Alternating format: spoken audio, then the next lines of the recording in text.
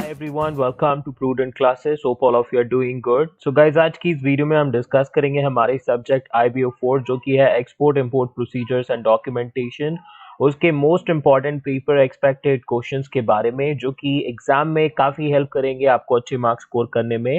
And this is my guarantee कि अगर आप ये सारी जो क्वेश्चंस मैं प्रोवाइड करूंगा इनको अच्छे से प्रिपेयर करेंगे तो अपनी जो अपकमिंग एग्जाम्स है उसमें आराम से 60 to 80% मार्क्स स्कोर कर सकते हैं।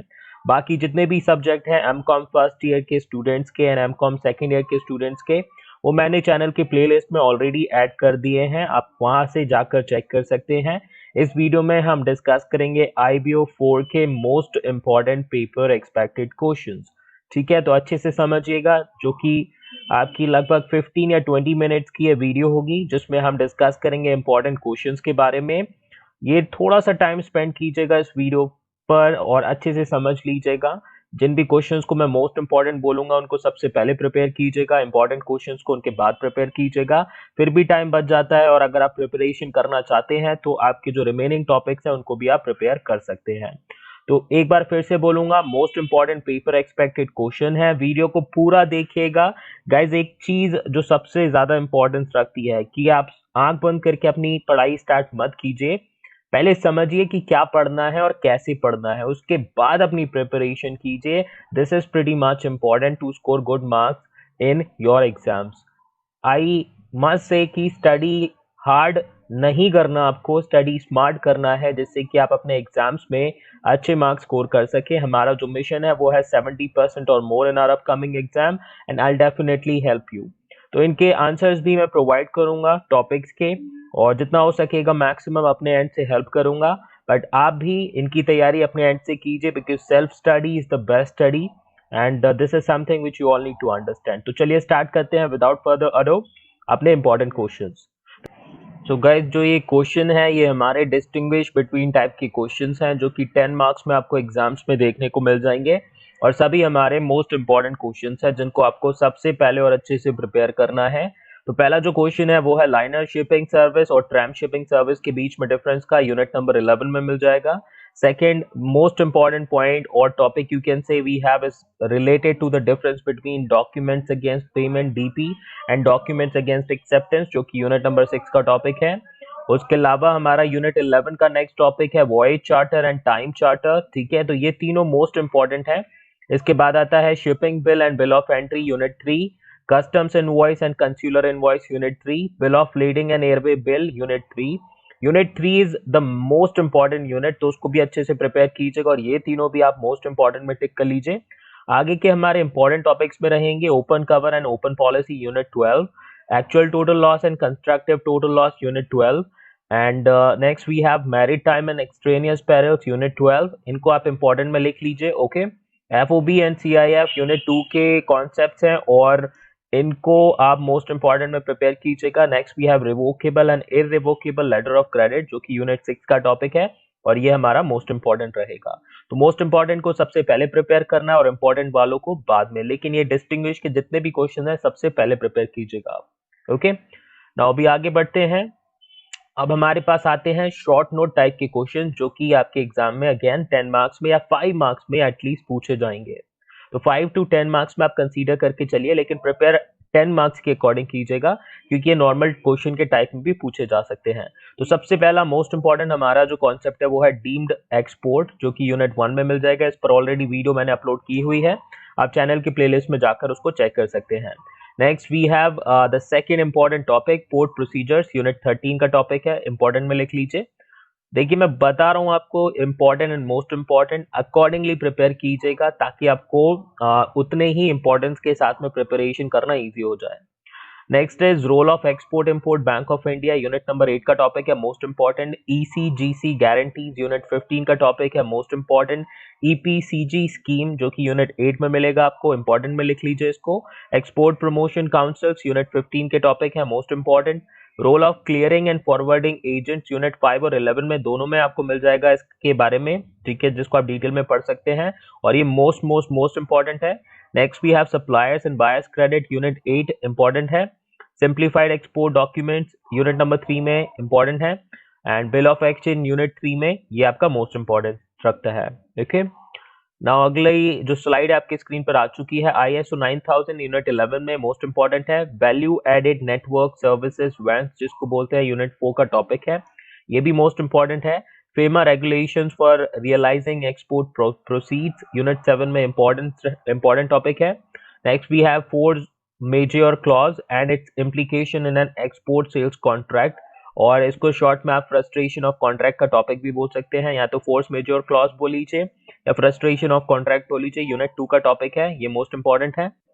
Next is export under claim of rebate under rule 18 unit 17, और ये भी मोस्ट इंपॉर्टेंट है। Indian trade promotion organisation unit 15 important है। ईपीसीजी स्कीम हमारा ऑलरेडी हो चुका है, तो इसको अवॉइड कर दीजिए यहाँ पे। और next we have terms and conditions for grant of pre shipment credit unit 8, और ये हमारा मोस्ट इंपॉर्टेंट है। Now next is fixation of brand rate for duty drawback unit 17 का है, इसको इंपॉर्टेंट में डाल लीजिए। ओके, तो यहाँ पर important and most important short note type के क्वेश्चंस हो गए, और इनको आप अगर अच्छे से प्रिपेयर करते हैं तो एटलीस्ट आपको समझ लीजिए 30 मार्क्स के तो आपके जो क्वेश्चंस हैं वो इजीली प्रिपेयर हो जाएंगे। अभी आगे बढ़ते हैं, अब हम जानेंगे comment on the following type के जो क्वेश्चंस आते हैं, जो कि 5 मार्क्स में कई बार देखे गए हैं आपके एग्जाम्स में। तो मिनिमम 5 मार्क्स के ये क्वेश्चन होते हैं, कभी कभी 10 मार्क्स में भी पूछ लिए जाते हैं सिंगल क्वेश्चन टाइप में, तो प्रिपेयर अच्छे से कीजिएगा। और बहुत ही सिंपल क्वेश्चन होते हैं, आपके जो टॉपिक्स होते हैं, चैप्टर्स होते हैं, उन्हीं के बेसिस पर पूछे जाते हैं। जैसे कि पहला क्वेश्चन यूनिट नंबर 6 का है, all parties in a letter of credit deal in document. बहुत ही सिंपल है, डेफिनेटली लेटर ऑफ क्रेडिट क्या है, लेटर तो वो खुद एक डॉक्यूमेंट है, तो उसके बारे में आपको बताना है कमेंट करके, क्या ये जो स्टेटमेंट है सही है नहीं है, that is what you have to explain here. Next is Unit 9 topic ECGC through their financial guarantees enhance the credit worthiness of the exporter. Yes, no, आप अपना opinion दीजिए और explain कीजिए। Next is customs clearance. अब ये जितने भी मैं बता रहा हूँ वो सभी इंपॉर्टेंट है, आपको अच्छे से प्रिपेयर करना है अगर आपको अच्छे मार्क्स स्कोर करने हैं एग्जाम में तो।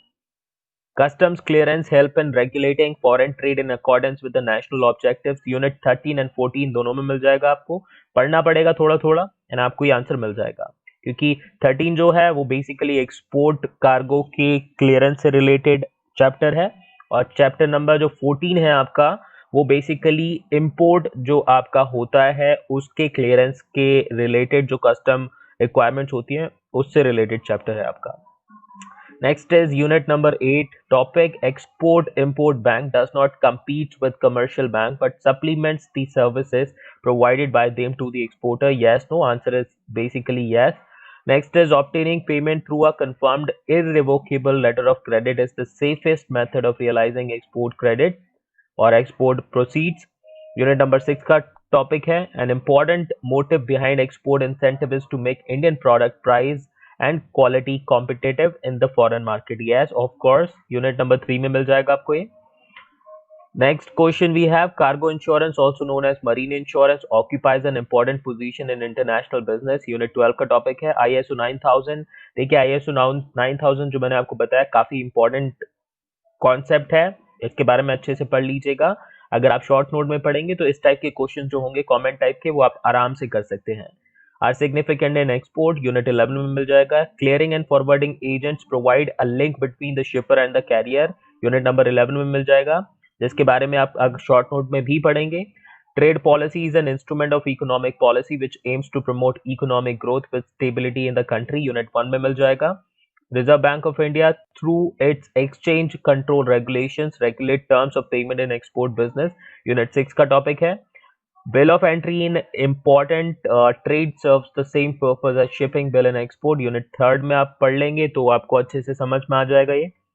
और next is all documents in export import transaction have a legal perspective. Again unit 3 का कॉन्सेप्ट है, तो देख लीजिए यूनिट 3 के आपके बहुत सारे क्वेश्चंस हैं, यूनिट 11 के बहुत सारे क्वेश्चंस हैं, यूनिट 5 के बहुत सारे क्वेश्चंस मिलेंगे आपको। तो कुछ ये यूनिट्स हैं, इन पर ज्यादा फोकस दीजिएगा, अच्छे से इनको प्रिपेयर कीजिएगा। नाउ नेक्स्ट कुछ और हमारे कॉमन टाइप की क्वेश्चन है जिनको आपको अच्छे से समझना है। Advance licences under duty exemption scheme is a very useful instrument of export promotion unit 1। तो यूनिट 1, 2, 3, 4, 5, 6 यानी कि इनिशियल जो 5-6 यूनिट्स है ना, वो बहुत ज्यादा इंपॉर्टेंस रखती है आपके पेपर के पॉइंट ऑफ व्यू से, तो उनको अच्छे से पढ़ लीजिएगा।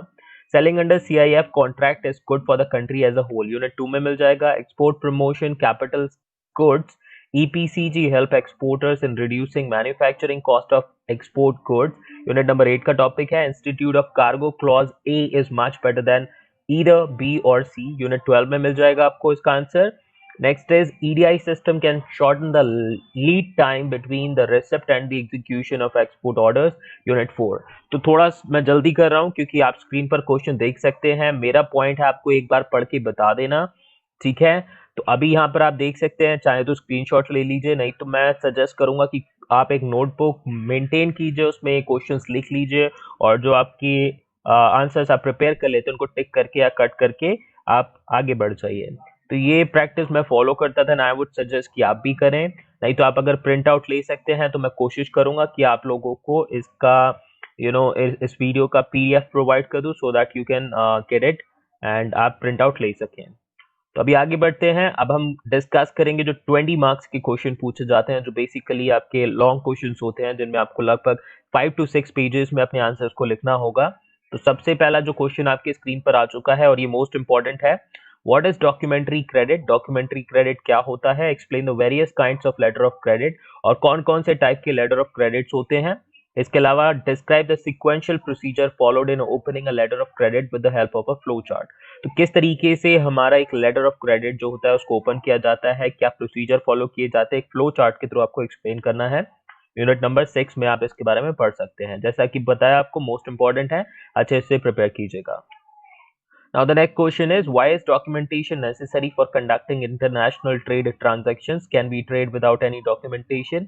Name the principal export documents and describe their features. Unit number 3 में आपको इसका आंसर मिल जाएगा।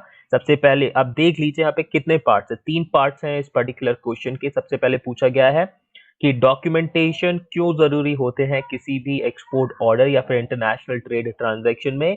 क्या आप ट्रेड कर सकते हैं बिना कोई डॉक्यूमेंटेशन के? आंसर इज यस, कर सकते हैं ट्रस्ट के बेसिस पर। बट आजकल जो हमारे ट्रेड होते हैं वो कैसे हैं? डॉक्यूमेंटेशन बेसिस पर हैं। Name the principal export document, कौन कौन से इंपॉर्टेंट डॉक्यूमेंट्स हैं जो कि आपको जिनके बारे में आपको नॉलेज होनी चाहिए और उनके क्या क्या फीचर्स होते हैं उसको डिस्क्राइब करना है। 20 मार्क्स का क्वेश्चन है, मोस्ट इंपॉर्टेंट आपका क्वेश्चन है। Next we have describe the steps involved in the processing of an export order. Discuss any 4 steps in detail. Unit 5 में आपको इसका आंसर मिल जाएगा।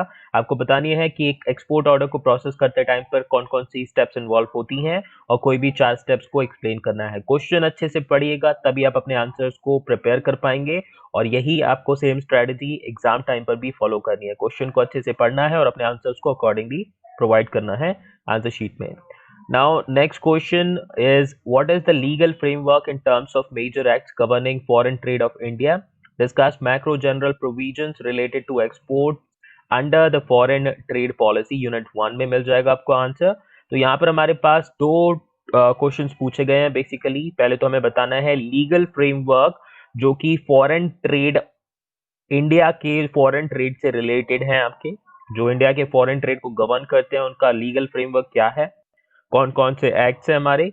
और उसके बाद में हमें बताना है जो एक्सपोर्ट के लिए हमारा मैक्रो जनरल प्रोविजंस क्या है फॉरेन ट्रेड पॉलिसी में, उसको एक्सप्लेन करना है। तो ये चारों क्वेश्चंस जो आप स्क्रीन पर देख सकते हैं मोस्ट इंपॉर्टेंट है, इनको सबसे पहले और अच्छे से प्रिपेयर कीजिएगा।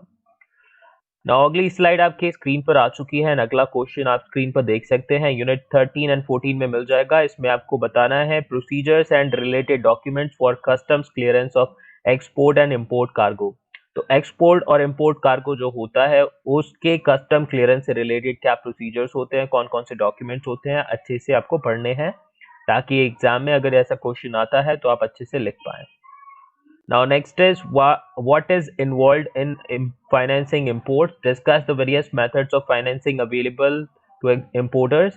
Are there any RBI regulation on the subject? Unit 10 में आपको इसका आंसर मिल जाएगा। अब देखिए इसमें भी 3 क्वेश्चंस हैं जो आपको पढ़ने हैं, समझने और उनको फिर आंसर में लिखना है। पहले तो फाइनेंसिंग ऑफ इंपोर्ट होता क्या है, क्या होता है इसमें इंक्लूडेड। फिर उसके बाद आपको बताने हैं कि कौन कौन से मेथड्स अवेलेबल होते हैं किसी भी इंपोर्टर को अपना जो कार्गो है या फिर इंपोर्ट है उसको फाइनेंस कराने के लिए, क्या इसमें कोई आरबीआई की रेगुलेशंस होती हैं? ये आपको आंसर में देना है। Now next question is what do you mean by electronic data interchange. तो यहाँ पर 8 नंबर जो क्वेश्चन है वो मोस्ट इंपॉर्टेंट है और क्वेश्चन नंबर 10 मोस्ट इंपॉर्टेंट है, इसको इंपॉर्टेंट में लिख लीजिएगा। What do you mean by electronic data interchange? Discuss its key components or elements. What are its strategic and operational benefits to exporter and how can you develop an EDI plan for your organization? Unit 4 में मिल जाएगा आपको। Most important topic है, कई बार repeat हो चुका है exam में, आगे भी पूरी एक्सपेक्टेशन है। Now the next question is discuss the significance of quality control and pre-shipment inspection in exports. What are the different categories of inspection? Give a detailed account of procedure in any one of the categories. Unit 11 में मिल जाएगा, ये भी आपका most important concept रहेगा, अच्छे से समझिएगा। सबसे पहले तो आपको बताना है कि जो क्वालिटी कंट्रोल और प्री शिपमेंट इंस्पेक्शन किया जाता है एक्सपोर्ट गुड्स का, क्यों किया जाता है, why it is important. Next is कौन कौन से टाइप के इंस्पेक्शंस होते हैं उनके बारे में बताना है, और किसी एक के बारे में थोड़ा सा आपको डिटेल में प्रोसीजर एक्सप्लेन भी करना है। Now, next question says, what do you understand by post shipment finance? तो post shipment finance क्या होता है? Discuss post shipment finance facilities available to exporter, और exporters के पास कौन कौन सी आपकी facilities available होती हैं post shipment finance obtain करने के लिए। यूनिट 8 में आपको इसका आंसर मिल जाएगा। अब हमारा नेक्स्ट क्वेश्चन आप स्क्रीन पर देख सकते हैं, which is taken from unit number 1 and it is what is export licensing। तो एक्सपोर्ट लाइसेंसिंग क्या होता है, व्हाट इज इट रेशनल, उसके पीछे का रीजन क्या है, और discuss the procedure and related documentation needed for obtaining a licence. तो क्या प्रोसीजर होते हैं और क्या क्या डॉक्यूमेंटेशन रिक्वायर्ड होती है किसी भी लाइसेंस को ऑब्टेन करने के लिए, तो उसके बारे में आपको बताना है। बहुत ही इंपॉर्टेंट क्वेश्चन है, तो मोस्ट इंपॉर्टेंट में इसको भी लिख लीजिए। Next question on the screen is taken from unit number 17. This is important and question is discuss the procedure and related documentation for claiming drawback. तो ड्रॉबैक को क्लेम करने के लिए कौन कौन से आपके डॉक्यूमेंट्स रिक्वायर्ड होते हैं और क्या क्या प्रोसीजर्स होते हैं। अगला पॉइंट है, is it same for export by sea और air, export by post and export by surface. ठीक है, तो इसके अलावा आपको बताना है कि अगर आप अपने गुड्स को एक्सपोर्ट कराते हैं सी या एयर के थ्रू, तो क्या ड्रॉबैक क्लेम करने के प्रोसीजर्स और डॉक्यूमेंटेशन सेम रहेंगे, या फिर आप एक्सपोर्ट कराते हैं पोस्ट के थ्रू, तब एक्सपोर्ट कराते हैं सरफेस के थ्रू यानी कि लैंड राउट के थ्रू, तो बताना है आपको ये। तो यूनिट नंबर 17 में आप इसके बारे में डिटेल में जान सकते हैं। और next question we have, what are the methods of dispute settlement in export import trade, which method is the best suited for Indian exporters, discuss with examples। Unit 2 में मिल जाएगा, इसको भी मोस्ट इंपॉर्टेंट में लिख लीजिएगा। और इसमें आपसे पूछा है सबसे पहले कि एक्सपोर्ट इंपोर्ट ट्रेड में जब भी कोई डिस्प्यूट होगा उसको सेटल करने के लिए कौन कौन से मेथड्स अवेलेबल हैं, जिसमें आपका आर्बिट्रेशन मेथड भी आता है जो कि बहुत इंपॉर्टेंट है आपको समझना, और बताना है आपको कि कौन सा मेथड इंडियन एक्सपोर्टर्स के लिए सबसे बेस्ट है और एग्जाम्पल्स भी देने हैं उसके। Now next question number 16 is taken from unit number 7, और ये है आपका what are the rules relating to realizing export proceeds under the exchange control regulations, discuss in details with examples।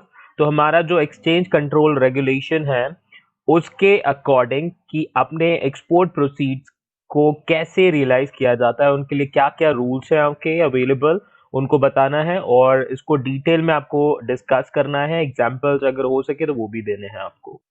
तो ये आपका मोस्ट इंपॉर्टेंट लिख लीजिए। Next is explain in detail the concept of loss in an insurance contract. What are the responsibilities of insured under a cargo insurance contract? Also mention the procedure and related documents needed for filing a claim। Unit 12 का है, most important में इसको भी लिख लीजिए। अब आपको बताना है कि जो लॉस होता है इंश्योरेंस कॉन्ट्रैक्ट में उसका मतलब क्या होता है, और एक इंश्योर्ड की क्या क्या रिस्पॉन्सिबिलिटीज होती हैं कार्गो इंश्योरेंस कॉन्ट्रैक्ट में। इसके अलावा अगर मान लीजिए किसी सिचुएशन में आपका लॉस होता है तो उस केस में आप कैसे क्लेम को फाइल करेंगे, क्या क्या प्रोसीजर्स होंगे और क्या क्या रिलेटेड डॉक्यूमेंट्स आपके नीडेड होंगे। ओके, अब अगला जो क्वेश्चन है that is on the screen and it has been taken from unit number 15। इसको इंपॉर्टेंट में लिख लीजिएगा। And the question is write a detailed note on the institutional setup for export promotion giving its rational and detailed working of any 5 of the institutions. तो यहाँ पर आपको basically एक explanatory note देना है जो भी एक्सपोर्ट प्रमोशन के लिए इंस्टीट्यूशन सेटअप की जाती है उन पर, और बताना है कि उनको क्यों सेटअप किया जाता है, और कोई भी 5 इंस्टीट्यूशंस जो कि आपके एक्सपोर्ट प्रमोशन के लिए वर्क करती हैं इंडिया में, उनके वर्किंग के बारे में आपको बताना है। Now the next question is taken from unit number 6, and this is the most important question. What are the different terms of payment used in export import trade? तो export import trade में कौन कौन से आपके terms of payment use होते हैं, और what would you consider safest from the viewpoint of exporter? और यूनिट 6 में मिल जाएगा आपको। आई थिंक इससे रिलेटेड हमने पहले भी क्वेश्चन डिस्कस कर रखा है और ये इंपॉर्टेंट है, तो इसलिए आपको अच्छे से तैयार करना है। Now the next question on the screen is taken from unit number 9, and the question is, discuss the role of Export Credit Guarantee Corporation of India in promoting export. Also describe various risk cover policies issued by ECGC. तो export credit guarantee corporation का क्या role है India में export को promote करने के लिए, और कौन कौन सी टाइप की रिस्क कवर पॉलिसीज इशू की जाती हैं ECGC के थ्रू, वो आपको बतानी है। ठीक है, इसको मोस्ट इंपॉर्टेंट में लिख लीजिएगा। और लास्ट क्वेश्चन हमारी वीडियो का, that has been taken from unit number 16, and the question is, describe the schemes of recognised export house और trading house and list out special privileges accorded under the scheme. तो अलग अलग तरह के जो export houses या trading houses होते हैं उनमें क्या क्या स्कीम्स अवेलेबल होती हैं वो आपको बताना है, और क्या क्या उनके प्रिविलेजेस उनको मिलते हैं स्कीम के अंडर वो बताना है। तो उसको इंपॉर्टेंट में लिख लीजिएगा। तो गाइज ये थे हमारे इंपॉर्टेंट क्वेश्चंस जो कि एग्जाम के पॉइंट ऑफ व्यू से काफी ज्यादा रेलेवेंट हैं, और इनको अच्छे से प्रिपेयर कीजिएगा। जैसा कि आपको बताया, मोस्ट इंपॉर्टेंट सबसे पहले, और इंपॉर्टेंट जो आपके क्वेश्चंस हैं उनको बाद में प्रिपेयर कीजिएगा। और जितना हो सके इस वीडियो को अपने दोस्तों के साथ शेयर जरूर कर दीजिएगा, जिससे कि उनको भी हेल्प हो सके। And I am trying my best कि आपको ज्यादा से ज्यादा सपोर्ट कर सकूं, तो आप भी सपोर्ट कीजिए, अपने दोस्तों को हेल्प करिए इस वीडियो के थ्रू। और जैसा कि मैंने बोला, प्लेलिस्ट में जाकर एक बार चेक कर लीजिएगा, वहां पर जो आपकी अदर वीडियोस हैं वो आपको मिल जाएंगी। बहुत सारी वीडियोस मैंने ऑलरेडी अपलोड की हुई हैं, तो एक बार उनको भी देख लीजिए, बहुत हेल्प करेंगे आपको। बाकी आपकी कोई भी क्वेरी है तो आप कमेंट करके पूछ सकते हैं। एंड ठीक है, तो मिलते हैं अभी नेक्स्ट वीडियो में। Thank you so much for watching, and perform best in your exam. Stay safe, stay healthy, bye bye.